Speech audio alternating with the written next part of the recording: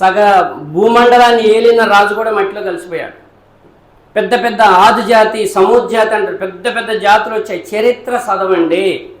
యుగ పురుషుల యొక్క చరిత్రలు, ప్రవక్తల యొక్క చరిత్రలు, రాజుల యొక్క చరిత్రలు చదవండి.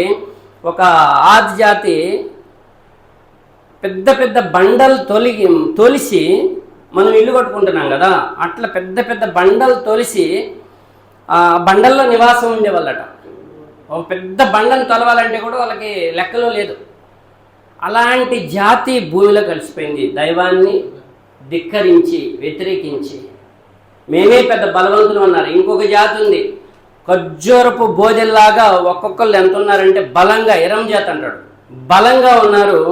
వారందరూ వారి దగ్గరికి ప్రవక్తని పంపించినప్పుడు అర్థమవుతుందో, వారి దగ్గరికి యుగ పురుషులు వచ్చినప్పుడు, ప్రవక్తలు వచ్చినప్పుడు వారి అహంకారానికే లోనయ్యారు తప్ప ఆలోచన